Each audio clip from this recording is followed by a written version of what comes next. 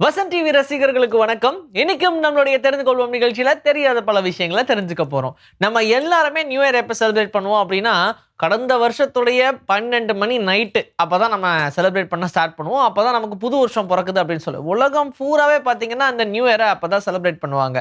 ஆனா, ஒரே ஒரு கண்ட்ரி செலிப்ரேட் பண்ணிடும். அதுக்கப்புறமா தான் நம்ம எல்லாரும் செலிப்ரேட் பண்ணுவோம் அப்படின்ற மாரி சொல்றாங்க. அதுதான் கிரிபாட்டி அப்படின்ற கண்ட்ரி. இந்த கண்ட்ரில நியூ இயர செலிப்ரேட் பண்ணதுக்கு அப்புறமா தான் 6½ ஹார்ஸ் கழிச்சு கிட்டத்தட்ட நாம நம்மளுடைய நியூ இயர் இந்தியால செலிப்ரேட் பண்றோம்னு வச்சுக்கோங்க. இப்படி உலகம் பூரா இருக்கிறவங்க எல்லாரும் இந்த டைம்ல செலிப்ரேட் பண்ணா, ஆனா 6:30 மணி நேரத்துக்கு முன்னாடியே கிரிபாட்டி மட்டும் அந்த கண்ட்ரி மட்டும் தான் செலிப்ரேட் பண்ணுது அப்படின்ற மாதிரி சொல்றாங்க. ஒரு படத்தை எடுத்து ரிலீஸ் பண்றதுன்றது சாதாரண விஷயமே கிடையாது. அப்படி இருக்கும்போது தமிழ்ல மட்டுமே பார்த்தோம்னா 241 படத்தை ரிலீஸ் பண்ணியிருக்காங்க. ஸோ இதுக்கு தோராயமா ஒரு 3000 கோடி செலவாயிருக்கும்னு வச்சுக்கோங்க.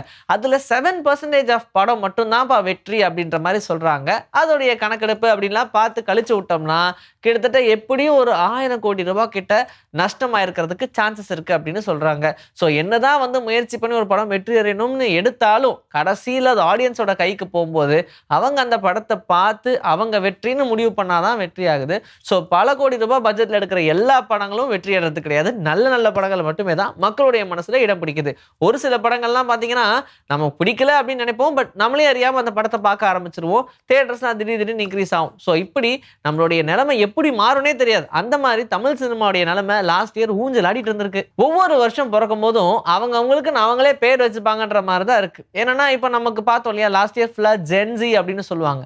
ஜென்சினா ஃபுல் அண்ட் ஃபுல் பார்த்தோம்னா இந்த ட்ரெண்டிக்கு ஏற்ற மாதிரியான பேரா வைக்கிறேன்னு 2K, அதுக்கு முன்னாடி 80s 90s அண்ட் இப்போலாம் பார்த்தோம்னா வரிசையா ஒவ்வொரு வருஷத்துக்கும் ஒவ்வொரு பேருன்ற மாதிரி மாற்ற ஆரம்பிச்சிட்டாங்க. அந்த மாதிரி இந்த வருஷம் எந்தெந்த குழந்தைங்கள்லாம் பிறக்குதோ அதெல்லாம் ஜென் பெட்டாவாம். ஸோ இந்த மாதிரி ஒவ்வொரு வருஷத்துக்கும் ஒவ்வொரு பேர் வைக்க ஆரம்பிச்சா அப்புறம் நம்மளுடைய செஞ்சுரியெல்லாம் என்னத்துக்கு ஆகிறது? சாயந்தரம் 6 மணிக்கு பார்க்குக்கு போய் பார்த்தீங்கன்னா நம்ம தலையை சுற்றி கொசுவா பறந்துகிட்டு இருக்கோம். இதுக்கு ஒரு காரணம் இருக்கு. ஒரு சில பேர் அந்த கொசுக்கள் கடிக்கும், இன்னொரு சில பேர் எனக்கெல்லாம் கடிக்கவே இல்லை, உனக்கு மட்டும் எப்படி கிடைக்குது, நீ குளிக்காம வந்துட்டே அப்படின்லாம் சொல்லி கலாய்ப்பாங்க. சரி, இதெல்லாம் விடுங்க. நிஜமாவே அப்படி டர்ட்டியா இருந்தாலும் கொசு கடிக்கும், அது வேற பக்கம். ஆனா கொசு அதிகமா அட்ராக்ட் பண்றது அப்படின்னு பார்த்தோம்னா 2 விஷயம் தான். ஒண்ணு நம்மளுடைய பாடி ஹீட். நம்ம பாடி ரொம்ப ஹீட்டா இருந்துச்சுன்னா அது கொசு அட்ராக்ட் பண்ணும் அப்படின்னு சொல்றாங்க.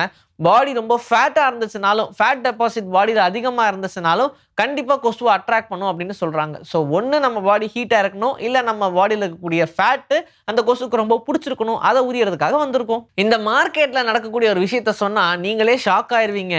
மென் விமன் அப்படின்னு சொல்லி தனித்தனியா ப்ராடக்ட்ஸை பிரித்து சேல் பண்றாங்கல்ல, அதுல ஒரு சூழ்ச்சமா என்ன பண்றாங்க அப்படின்னா, மென் யூஸ் பண்ற ப்ராடக்ட்ஸையே அதே ப்ராடக்ட்டை அப்படியே தூக்கி ஃபீமேல் வெர்ஷனா அவங்களும் போட்டிருக்கிற மாதிரி ஒரு ஃபோட்டோ ஷூட்டை எடுத்து this for female this for men அப்படின்னு சொல்லி 2 வகையில விற்கிறாங்க. ஆனா ஒன்னே தான். சரி இதுல என்ன இருக்கு, வித்தா வித்துட்டு போறாங்க அப்படின்னு நீங்க சொல்லலாம்.